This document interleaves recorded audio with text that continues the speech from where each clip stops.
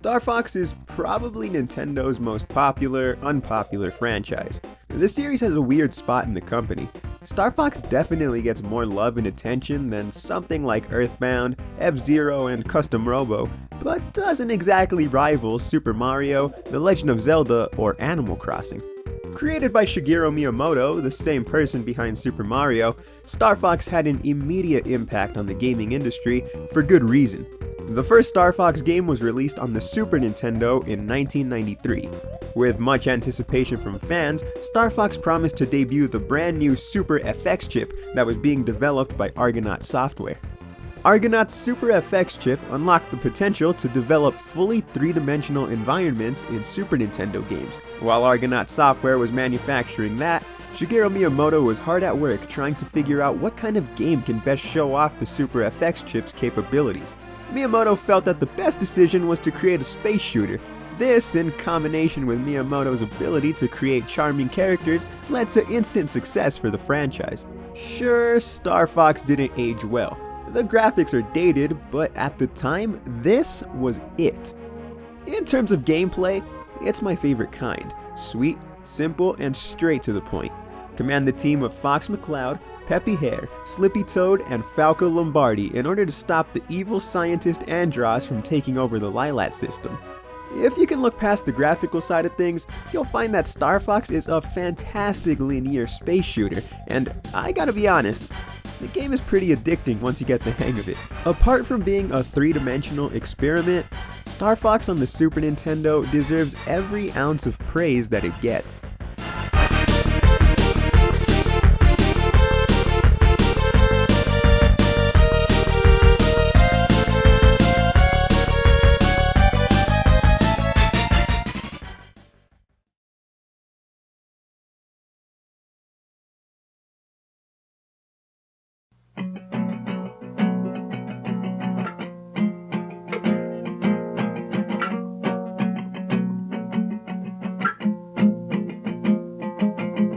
I don't care anymore. Sup? You like the new look? You should. Yesterday, I was Caleb, but today I'm Caleb with ears. I'm going through the same old, you know? Trying to meet new people. Except, I don't know what I'm doing wrong. I say, hi.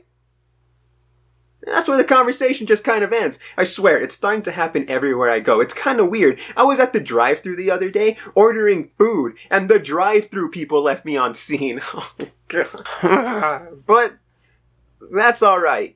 Kind of. I don't know. I guess I just gotta leave a lasting impression on people. And that's where these come in. These aren't just any regular ears. These are my statement ears. If there's one thing I've learned from Star Fox so far, it's that you've gotta change the game. I don't know if statement ears are the right move. They could either get me everything I've ever wanted, or depression, but you know what? I like my odds. There was a planned follow-up to Star Fox on the Super Nintendo that would be titled, you guessed it, Star Fox 2. The sequel would also make use of Argonaut's FX chip, as well as be released to the Super NES. However, by this time, Shigeru Miyamoto felt that it was best to just forget about the game and work on Star Fox 64, since the Nintendo 64's release date was fast approaching. While it's a bummer that Star Fox 2 never saw the light of day, it all worked out since many continue to see Star Fox 64 as the best Star Fox game of all time. The series would once again act as a test subject, this time for Nintendo's brand new Rumble Pack, and yep, it sure does make the controller rumble. Nah, kidding aside, this game is phenomenal. Since 3D gaming was the norm by this point, it just made sense for Star Fox to be on the N64. The title feels like everything the original Star Fox wanted to be, but with fully realized 3D technology. Once again, the premise of the game is simple. Guide the Star Fox team through the Lylat system, and stop Andross from destroying everyone or something. While this is just my opinion, I feel like everything about Star Fox 64 is solid. The controls are fantastic. The new stuff like the Landmaster and All Range mode, which basically lets you fly around freely, all work perfectly and don't feel out of place at all. Even the voice acting is awesome. Some people might call it cheesy, but to me, it's just an essential part of the game. Statement made. I went through the drive-thru and I got food. Ooh, hey, and get this! One of the employees even threw in extra ketchup for my fries. Extra ketchup! I don't know, man. Coincidence? Okay, here's where things get a little crazy for the Star Fox series. Up to this point, Nintendo were the ones developing each new game. However, on September 23rd, 2002, the popular yet controversial Star Fox Adventures was released to the Nintendo GameCube. This time, the franchise was under the supervision of the familiar company known as Rareware. While Star Fox Adventures is a pretty fantastic game, fans of the series often use the phrase, "not a real Star Fox game," when describing the title. Let me explain.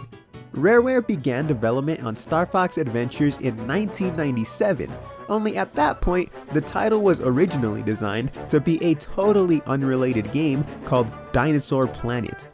The story told by everyone is that once Shigeru Miyamoto was shown footage of Dinosaur Planet, he noticed that the anthropomorphic characters resembled his own Star Fox team, thus leading to the suggestion of turning this into a Star Fox game. Personally, I think Star Fox Adventures is awesome. There's far less flying than in the other two Star Fox games, but that's alright. The flying was added last minute anyways, so you still gotta commend Rareware for at least making really fun flying sections. As for the rest of the game, the common comparison is that it plays a lot like a Legend of Zelda game, but I don't see that as a negative at all. Sure, it's not Star Fox, but it's also not the same game for a third time in a row. All of the characters have more personality in this game.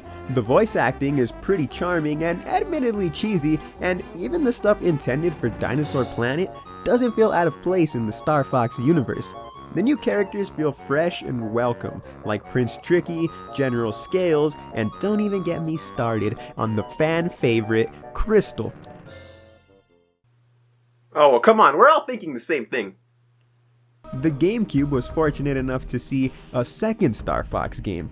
By this time, Rareware had gotten bought out from Nintendo, which meant Fox needed another new developer. This time, Namco stepped up to the plate and was in charge of developing Star Fox Assault.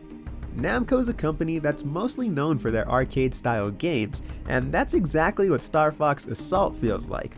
Say what you want, but Assault is not a good game. It's got a lot of potential. The parts where you're in the R-Wing are pretty good, but at this point, the flying isn't enough to make an entire game a masterpiece. Star Fox Assault has these levels where you have to control Fox on foot, and to me, everything about this is terrible. The controls are poor, the combat is boring, and it just doesn't work. Star Fox Assault feels too much like an arcade game rather than a home console game, in my opinion. On the bright side, the Star Fox crew is back, and spoiler alert, Crystal's a part of the team now. That's about as cool as this game gets. Namco does a disservice to these characters by making them so stale, it's almost unforgivable. The voice acting is weak compared to Star Fox Adventures, and the art direction and environments feels bland and uninspired. Overall, Star Fox Assault kind of feels like that C you got on a test. You didn't get an A, but at least you passed.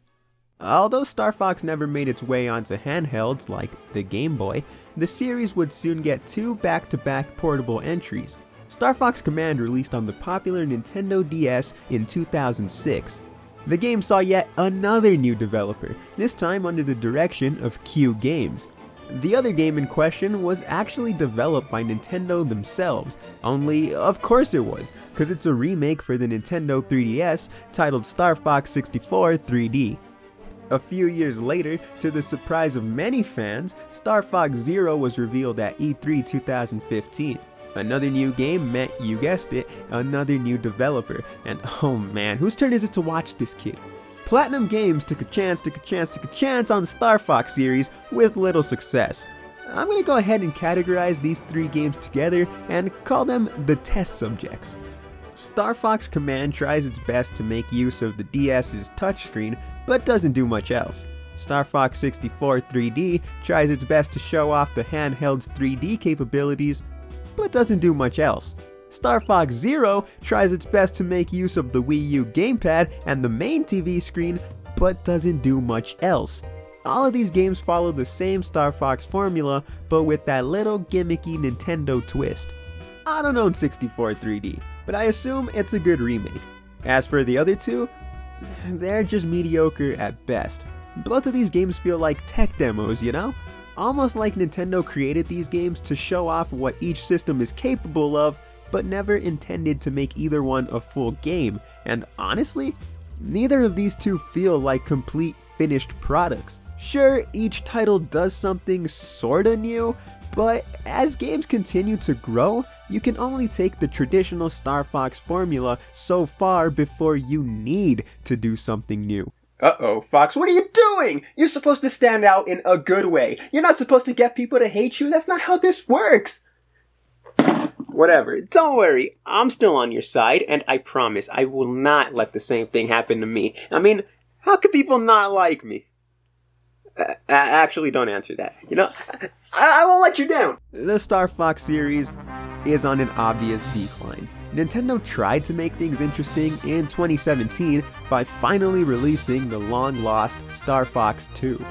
The only problem here is that Star Fox 2 was exclusive to the already hard-to-get Super Nintendo Classic Edition.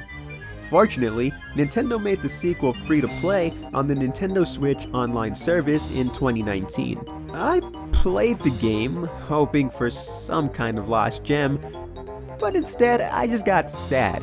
Star Fox 2 isn't terrible, but I just think it's a little too ambitious. The controls aren't as solid as the original, and everything can get a little confusing. On the bright side, at least we got to see a game that was almost lost in time. As of today, Star Fox's future is pretty questionable. The popular company Ubisoft made a pretty trash space shooter that used toys for some reason called Starlink. Exclusive to the Nintendo Switch version came the option to play as Fox McCloud. That's cool, but apparently that's the only good thing about this game, and the rest of the game is still bad, so I don't know. I hope we see another Star Fox game soon. Hopefully one developed by Nintendo themselves. I'd also like a game closer to Star Fox Adventures, but with more R-Wing levels. I can dream, but somehow my dreams are always wrong.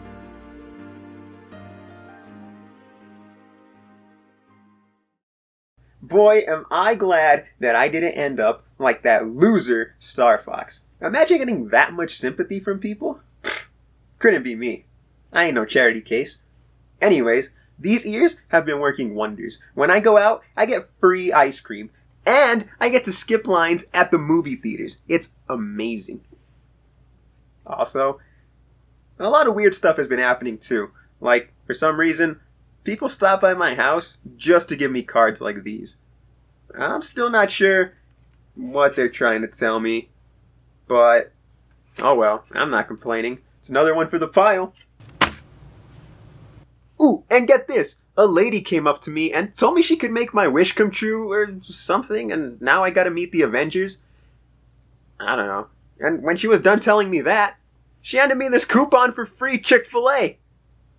I mean, if I wasn't so selfish, I think she was having pity on my life. But, whatever. Free food. Life's still going pretty good.